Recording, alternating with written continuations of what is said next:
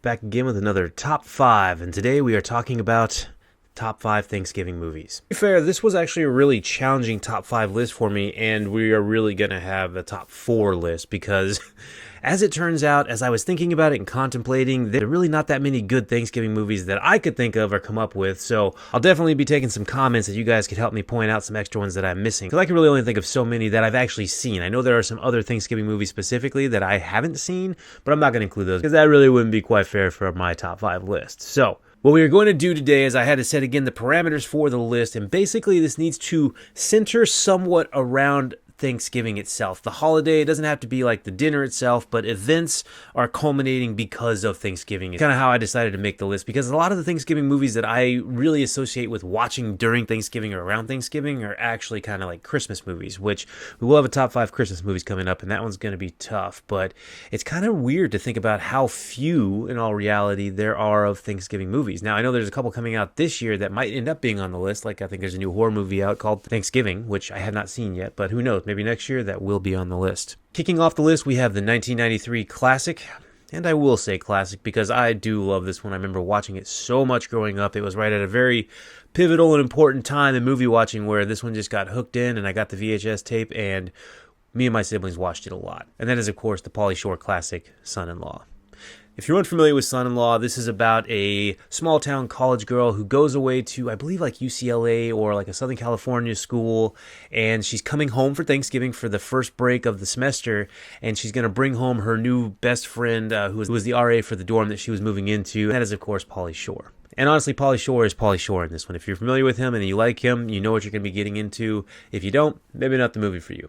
At the time, I was a huge Pauly Shore fan from this movie and numerous other ones, whether it be Encino Man, In the Army Now. I mean, he had a good run of some good movies in there. But basically, this is about, again, the daughter coming back after getting away from her ultra kind of conservative traditional family farm. I'm not sure if it was the Midwest somewhere, like maybe Nebraska, Kansas, something like that, where there's a lot of, farming, smaller town, small community, everybody knows everybody sort of deal. And she comes back and she's definitely changed a good bit. So she's definitely upped her style and fashion a little differently, and she also had the inkling that her high school boyfriend might do something drastic like propose to her, even though we find out that he's kind of a scumbag as we go through the movie. But she knows she's not really ready for that at all, so she basically convinces her good friend Pauly Shore to come home with her and also end up acting like that they are getting engaged or they already are engaged, and it's just actually hilarious because you just have basically this big clash in worlds, and you're like, okay, this is going to be exactly what you think at the beginning when they first meet Pauly Shore, and they're like, what is this? And everything is just so weird and different. And then what's so cool about this one is this is one of those kind of like family movies that I remember growing up, and it teaches you a lot of lessons, and there's a lot of actual social commentary in this, but it doesn't like smack you over the head with it. This is one where, again, you have different cultures that learn to get along with each other. They find the positives. Pauly Shore finds some things that he likes to do that, the farm family is used to doing. The farmers really find some things that they enjoy that Pauly Shore does and exposes them to. I mean, let's chow down here and munch some grinding! It's just kind of a well-rounded movie. The daughter realizes that she can't just run from things and hide and lie. She needs to just confront them and be strong and be herself. I mean, again, there's a lot of good positive message that comes from this one, all wrapped up in a very hilarious movie that, this is like one of those classic 90-minute movies where it's just, you get in there, you have a good time, you get done, everybody feels good at the end. So that's going to be our number 1. Feel the breeze and let it fly. Oh yeah, 747. Number 2 can definitely take you back a little bit. This is a 1987 classic, and I actually do mean classic this time, not just my normal version of classic of anything that I love. But this is Planes, Trains, and Automobiles. And this is Steve Martin and John Candy and the John Hughes classic. This is one that I think there's a lot of folks that really would say this is probably their favorite John Hughes movie. I'm definitely pretty close in that one. He's got a bunch of really, really good ones. And I also just really love the actors in this. Steve Martin and John Candy. John Candy has been one of my favorites growing up, as well as Steve Martin.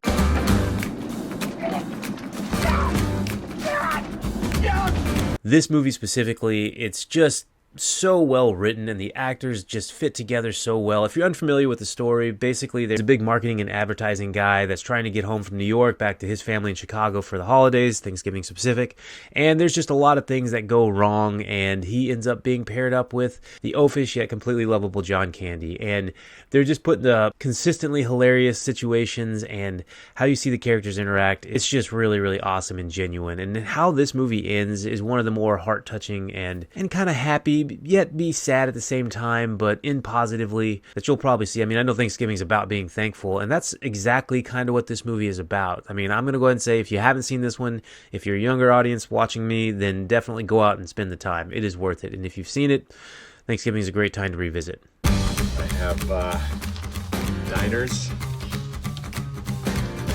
pizza, and a gasoline card. Have mercy. I've been wearing the same underwear since Tuesday. I can vouch for that.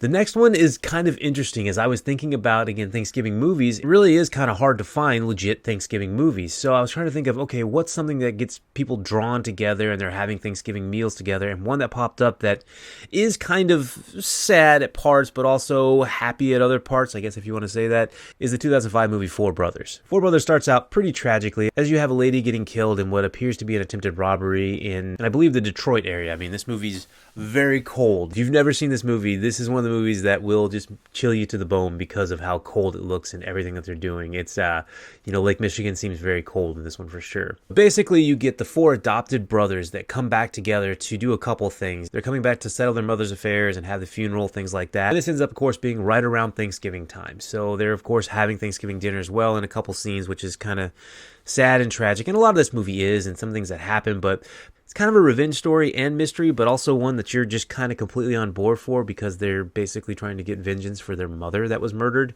And they kind of go through and figure out what's going on, and there's a different drug dealer that's now in town and oversees everything, and they find out that their mother was causing some issues with some zoning things that he wanted to do, and through this really kind of cool story of very interesting tactics for interrogating people. I can't help you. All I wanted was a name. It's gonna make me turn you into the gingerbread man now. They figure out who it is that's ultimately responsible, and it's a movie about coming together in that manner and celebrating. And again, it ends with, I think, being thankful for certain things. So I'm definitely going to include it on this one. Again, it's a little bit more of a sad movie at most of the parts than a lot of the other movies on this list, but I definitely think it falls into my top 5 list for Thanksgiving movies. I just wanted to talk. Let's go talk to him now. And number 4 on the list, the last one for our top 5, even though it's top 5 and there's only 4, we talked about this, is actually Dutch. So if you haven't seen the 1991, I'm going to go again and say classic, Dutch is a fantastic movie. I actually didn't realize until I was doing a little research for this video that it was written by John Hughes, and he makes 2 of the movies that are on this list. I mean, he didn't direct this one, but he was definitely a writer, and you can definitely tell. If you haven't seen this one stars Ed Harris, a young Ed Harris. I'm not sure if this was before Married with Children or like kind of right around the time that got started, but this is early Ed Harris, and it's just a fantastic movie. This is where you have a working class guy that's definitely built up his own business and, his brand, and he starts dating a lady that has a son with her ex-husband. That's a very well-off, wealthy person that ends up being not that nice. Actually, he's played by Shooter McGavin, if you know who that is. He's also just a great bad guy consistently in movies. Either way, the movie picks up, and the son is trying to figure out where he's going to be going for Thanksgiving because he was kind of told that he was going to be going with his dad. That's kind of blown him off. So his mom sends him a ticket to come home with her, but he's definitely at the very bratty age. He's also, the parents have been going through a divorce, and he tends to side with dad because I think the dad has more sway in the family as far as, he's the wealthy one and blah, blah, blah. And the kid is kind of a jerk ass. I'm not going to lie. I don't have a mom. You may have a mom. I have a mother. He's not a very likable person for most of the movie, but that's also, he's got the biggest story arc. He starts as this really kind of spoiled brat rich kid that got this private school, and he's just gonna I'm gonna stay here for Thanksgiving. Screw it, I'm not gonna go hang out with my mom and her new boyfriend. So Ed Harris decides he's gonna do the noble thing, and he's gonna go over there, get her son, and bring him back home for Thanksgiving, and spend a little time getting to know him and see how that goes.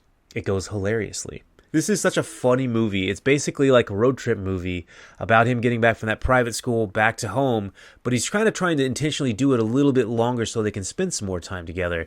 And it is a battle of wits for multiple reasons. I mean, again, the kid's obviously very smart, but he's not very street smart, and he's also not very just generally kind, where Ed Harris was a working class person that's always worked his way up. And it's, again, another one of those that has some social commentary, but it's not thrown in your face over the top, and you just kind of start to learn some lessons. And I remember watching this one as a kid and being like, oh, that kind of makes sense to just be respectful to people in general. But there's a lot of hilarious situations. I mean, there's some things with some fireworks that come up. Pellet guns get used quite a bit. But one of my favorite scenes, and I'm not sure if I'm going to be able to find a clip to insert here, but there is a part where Dutch, as he's called, Ed Harris's character, he does have a pinky ring that he wears around always, and he's been known to dent some people's foreheads, and there's just some great one-liners in this one, and again, kind of a heartwarming film that I definitely think is a really good addition for the Thanksgiving movie list. What do you like to do for fun? Oh, you like to wiggle and grunt. Me too. So yeah, I know that's only 4 out of 5, and it is a top 5, so I'm leaving it up to you guys to help me out by adding another in the comment section, because honestly, there's not a ton of really cool Thanksgiving movies that at least that I could think of or have seen. So please let me know in the comment section, and let me know which one your favorite is. Don't forget, like, share, subscribe, and make sure you guys have a wonderful Thanksgiving and eat all that good food. Getting hungry just thinking about it. And as always, you're awesome. Peace out.